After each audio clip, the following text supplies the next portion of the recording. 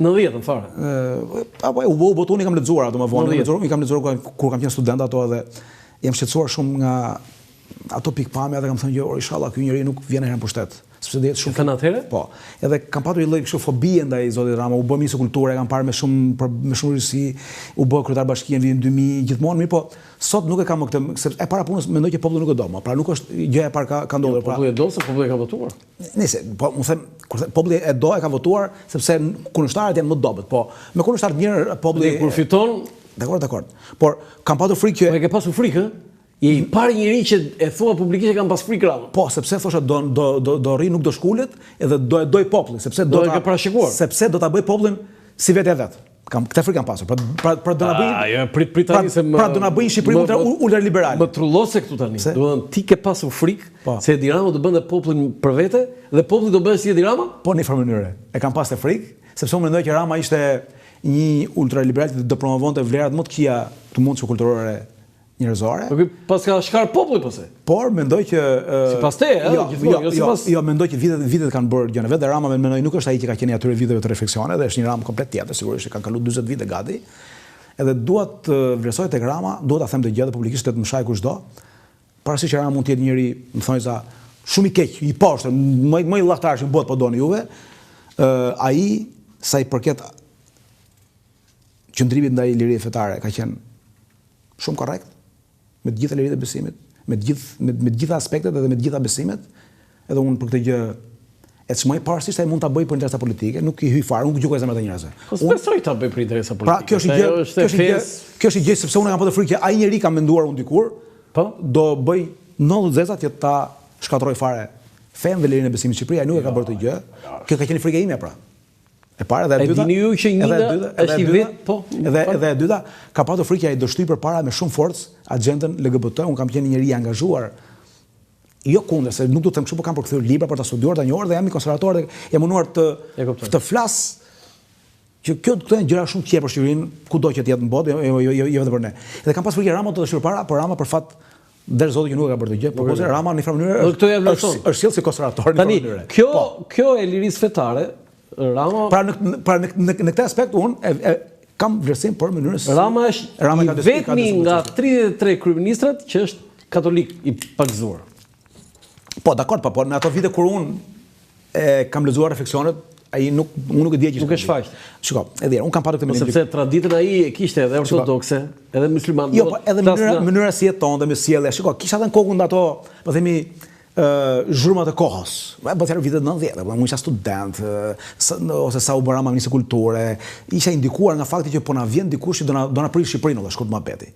Pra nuk është i djathtë, jo vetëm që është i majt, por është ultraliberal, është kështu, se fakti edhe ishte. Edhe mënyra si erdhi, gjësi, veshja, sjellja, ku diun, ka patur kështu çapet e kuqe dhe po unë mendoja këtë gjë që populli do e doj shumë, sepse ky është i popull që vjen nga komunizmi, mendoja unë trushpar, që në fakt populli është popull i mirë, dhe kam lëshuar dhe unë, si më thënë vetë mendimet e mia për këto gjëra.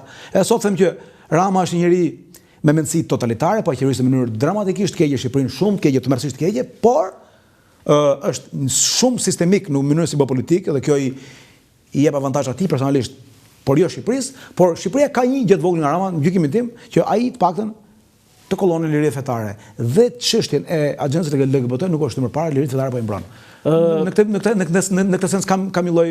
Si u përgjigjesh atyre që thonë që është faj popullit, dhe prek pak më lart, po është faj popullit dhe kjo më kujton atë teorinë e Bertolt Brechtit, i cili thotë të ndrojmë popullin. Domethënë në Partinë Demokratike sot ka disa eksponent, besoj ke dëgjuar, që thonë që fajtor që Rama është tani në pushtet është masa e madhe e popullit që e voton atë për interes. E ke dëgjuar? Kjo është gjëja më e pamoralshme, se e papranueshme është fjalë e vogël. Të fajsosh popullin, të thuash që populli është i keq prandaj po fiton Rama, është e pamoralshme. E para populli është në punë vet, është në hallet e veta, me zi jeton, me zi punon, man familjet, man shtëpinë, shko atje, shko këtu, emigron, vjen ikën ku diun, edhe ditën e shkon e voton, edhe ti nuk ke asnjë drejt. Është e pamoralshme të thuash që ky e ka fajin. E para, e dyta, kjo dëshmon edhe pafuqinë totale tënde për pranuar një përgjegjësi. Ky është mekanizëm defensiv freudian mbrojtës që e përdor ti për të mos pranuar përgjegjësitë tuaja. Njihet si mekanizëm defensiv fajsimi tjetër ose projektimi i fajit tek tjetri. Pra, popullin mund ta kritikojë një sociolog, mund ta kritikojë një hoxh, mund ta kritikojë një prift, por kur një politikan. Kur një politikan. Edhe një gazetar mund ta kritikojë popullin. Ndoshta, thotë që populli nuk po merr vendimin e dur, një politikan kur. Si ka votuar populli shqiptar? Ka votuar drejt në këto 11 zgjedhje? Po, për mua po. Në këto 11 zgjedhje ka votuar drejt gjithmonë. Gjithmonë. Po. Populli nuk unë hyj tek ata që nuk mendoj që populli ka gabuar. Popullit mund gabojnë, por në këtë vit populli nuk besoj. Popullit kanë gabuar, po jo populli jonë në rast. Thashë herë, popullit mund të bien moralisht, mund të rënohen, mund të shkatërrohen, popullit kanë zgjedhur dhe Gomorrën. Populli është ai që zgjodhi Gomorrën. Nuk janë shqiptarët në të gjendje. Populli është ai që kryqëzoi Isajin ose Krishtin. Populli është ai që përzori Muhamedit, që Rana dhe populli. Jezu Krishti po të jeton në Shqipëri do kryqëzoj, bërej një pyetje jashtë komplet skenare. Jo, më mundon mua kjo pyetje, edhe unë kështu më. Nuk e besoj. Nuk e besoj. Nuk janë popull i keq shqiptar, janë popull i mirë. Kur nuk do ta kishin kryqëzuar? Shqiptarët nuk janë popull i keq. Shqiptarët janë popull i mirë dhe edhe i dhëmshur. Kanë probleme se vinë nga situata vështira, po. Çfarë pritshmërie kanë në këto 4 vite të qeverisë së zotit Rama? Me thënë të drejtën, kam vetëm një shpresë që reforma në drejtësi dhe SPAK-u do shërbej si një lloj motori që qeverinë ta mbaj pak të trembur në frikë, edhe të mund ta atë vektorin e politikës vendit tonë të mund ta orientojë sa do pak. Nuk kam shpresë tjetër. Sepse thashë Shqipëria është në situatë të depolitizuar. Qeveria dhe kryeministri Rama nuk mund të humbi zgjedhjet dhe Partia Demokratike nuk mund të fitojë zgjedhjet. Në këto kushte, secila prej palëve nuk jep llogari, sepse politika në fund fare është llogaridhënie. A jep ti llogari për ato që bën apo jo? Se ti edhe si studius dhe unë këtë pyetje bëj shpesh, po je njeriu më kompetent. Për nga kozgjatja e renditjes së kryeministrave, ne kemi këtë Mehmet Çeu 27 vjet e 3 muaj, Edi Rama 12 vjet, në fakt 16 se e mori dhe mandatin e 4, Enver Hoxha 9 vjet 9 muaj, Adil Çaçani 9 vjet 1 muaj, Sali Berisha 8 vjet. Një nga njerëzit kompetent që mund të japi përgjigje kësaj renditje, sepse kjo do të thënë shumë. Kryeministri Rama, dhe ta them unë tull fare këtë më bëhet se mendoj unë domethënë. Kryeministri Rama ka përdorur fuqinë e madhe elektorale të Partisë Socialiste, ka arritur që me mënyrën e vet jashtëzakonisht sistematike të punuarit, këtë fuqi ta bëj të mundur që të jap fitore në zgjedhje më shumë se sa që dha Nanos dhe Metës apo të tjerëve. Pra, fuqinë e posaçërisht, fuqi shumë e madhe elektorale në Shqipëri, ky i ka shtuar edhe të punuarit e vetë në mënyrë shumë sistematike. Shka, kryeministri Rama është njëri që ka sjellë konsulent huaj që në vitin 2000, është njëri që punon me sondazhe edhe me pollstera në mënyrë permanente të vazhdueshme, është njëri që orkestron dhe dirigon. Por PD i thot njëri këto?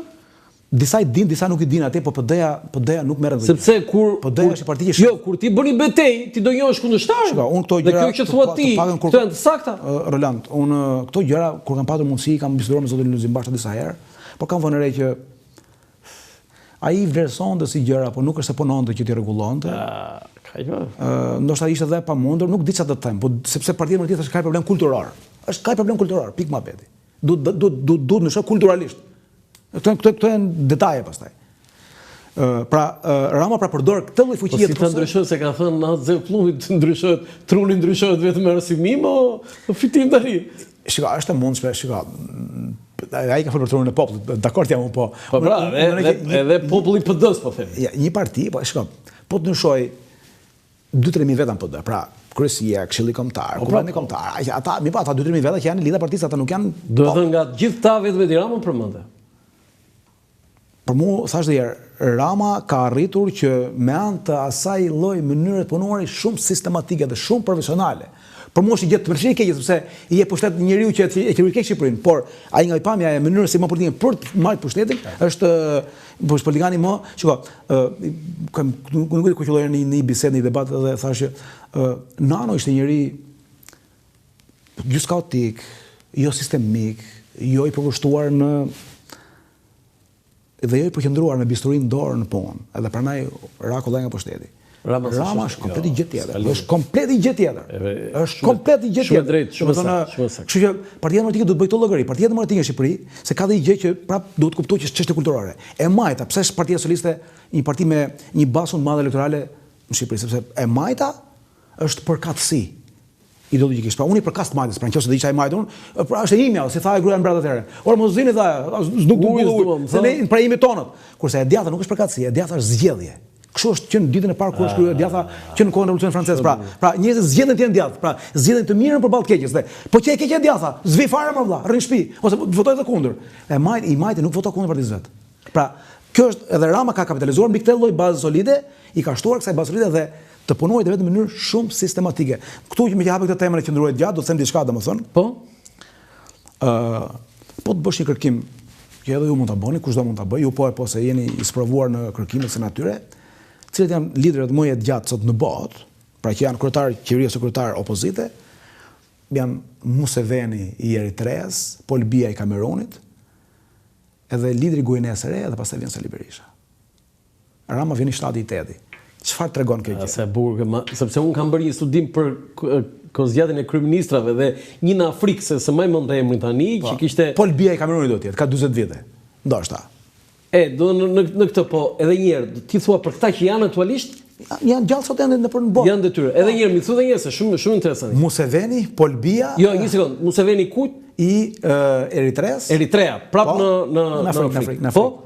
Paul Biya i Kamerunit dhe lideri i Guineas se nuk e më mendoj emrin, pra edhe pas vjen Sali Berisha. Po mirë, këta janë akoma në pushtet, janë kryeministra? Këta janë kryeministra, por po pse e krahason me Salim? Se Salim s'është kryeminist. Se Sali është kryetar opozite. Pra nuk ka lider tjetër në botë politik që të ketë 35 vite. Do të ata kanë 40, po të tjerë sa? Berisha ka 35. Në formë mënyrë si lideri i opozitës. Do Berisha është i katërti lider në botë që është akoma aktiv. Rama vjen i 7-8, se Rama tani u bën nga 98 deri tani u bën Rama 27 vite. Në 98. Çfarë tregon kjo gjë? Po. Parimisht në shkenca politike thuhet që të rrish gjatë në pushtet në një vend shumë demokratik je politikan i mrekullueshëm. Të rrish gjatë në pushtet në një vend jo demokratik je politikan shumë i keq. Se voton populli, si vetë? Më dakord tash se populli ne jemi sistem demokratik. Varet çfarë sistemi ndërton. Ne jemi demokraci me probleme. Nuk jemi demokraci e mirëfillt. Kemi problemet tona. Unë nuk them që jemi vend diktatur, as i vend totalitar, por ka probleme me funksionimin e demokracisë dhe çfarë ndodh tani? Kjo na çon një pikë tjetër ne, që ne kemi dy parti, të cilat trodhësi janë alternuar me njëra tjetrën, që janë shumë të mëdha. Shqipëria është vetëm vend në Europë dhe në botë po doni juve, që ka dy parti shumë të mëdha. Nuk ka në Europë asnjë vend me dy parti shumë të mëdha. Gjitha partitë në Europë janë ose gjitha vendet ka parti fragmentarizuar atë të them se Polonia, Hungaria, Çekia, Slovakia, Rumania, Bullgaria, Maqedonia, Kosova, Malizi, Kroacia, po as diskutohet fare. Vetëm partia e fuqishme, partia e madhe në Europën Lindore. Por dhe ajo nuk ka 30 vite. Në Shqipëri kemi dy parti shumë të mëdha që nga 91-shi. Edhe këto janë alternuar, mi po çfarë ka ndodhur? Këto kanë të dyja lidera shumë kohë gjatë. Pra, jo se në Poloni, në Hungari, në Rumani, në Bullgari, ato Zhelevi, Zhelevi, Petr Romani, Jon Ildjesku, Haveli, Franjo Tuđman janë harruar me kohë ata. Pra ne kemi pa ata dhe atje kanë kaluar nga 7-8 breza të tjerë. Këtu dy parti, dy lidera kanë krijuar të njëjtën bazë ekonomike, të njëjtën bazë mediatike, edhe është bërë gati një sistem i mbyllur. Pra ne është shumë e vështirë që të ndrohet. Fitim, kam një pyetje për marrëdhënien me Shtetet Bashkuara të Amerikës.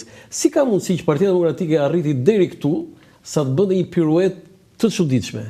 Nga teoria sovraniste, që ne pyesim voton populli shqiptar, dhe në sharje për ambasadorin Yuri Kim guvernatorja, fakt zot Berisha ka përdorur për dy edhe të dyja zonja, edhe për Marizalinon. Guvernatorja ka thënë për Marizalinon dhe për Yuri Kim në theshtatën.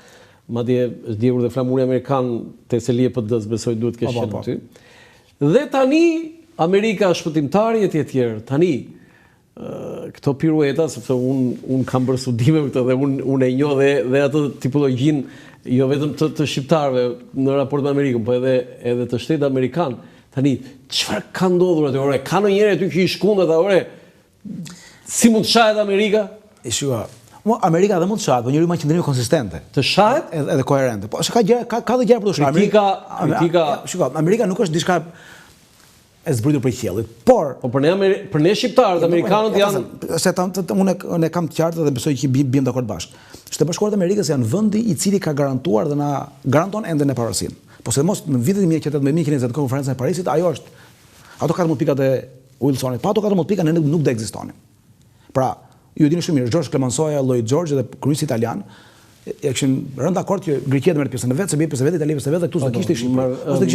Ose do kishte Shqipëri. Toni Venizelos. Ose do kishte Shqipëri të vogël nga Durrësi në Tiranë, në Lushnjë, në Besak. Një Monaco aty. Pra është SBA-ja vendi që ka bërë dje. Veç sa SBA-ja është vendi që ka bërë parasinë e Kosovës.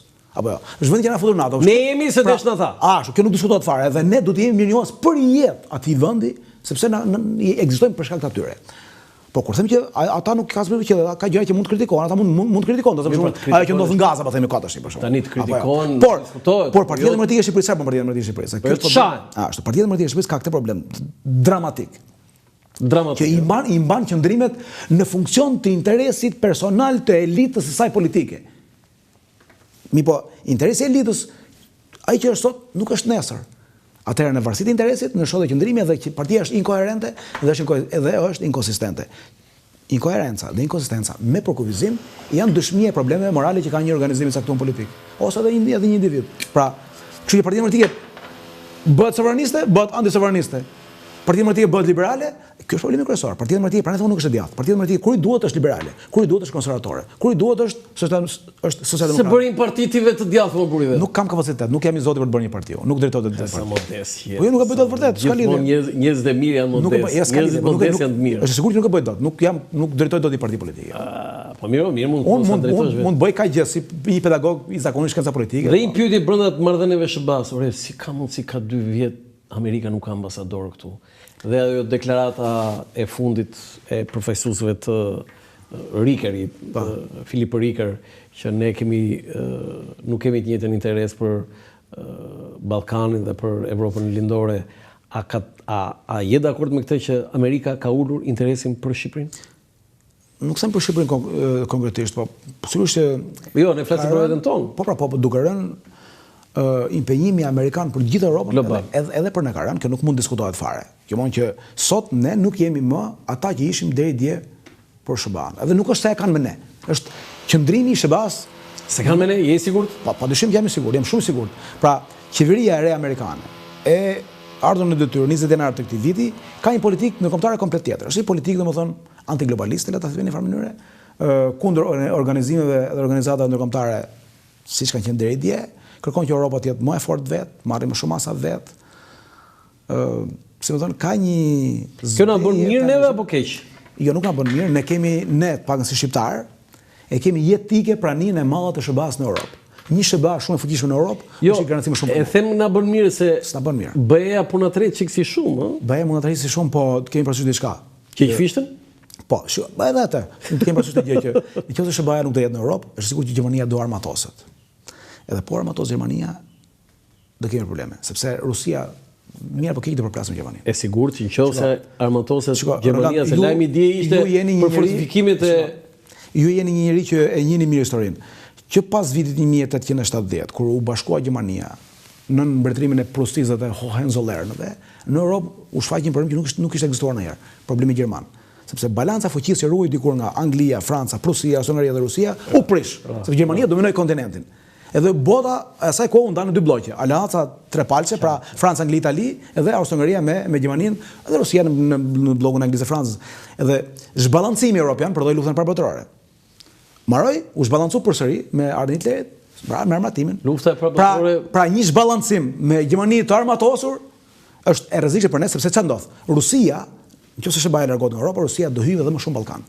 Rusia ka qenë në Ballkan shumë e fuqishme, ne e dimë, në vitet e posot Kongresit Berlinit, traktatit Shënsefanit, ajo i ka bërë gjëmat në Ballkan. Rusia ka ndaj ne shqiptarëve. Se Serbi ka bërë mirë. Si e thonë që Lenini na shpëtoi ne, bëri publik traktatin? Atë budalliqet tash. Jo, duhet të shpjeguar kjo se ka ngelur ajo histori. E hapi këtë mëbet domethënë. Lenini denoncoi atë UQQ traktatin fshetit Londrës në vitin 1915.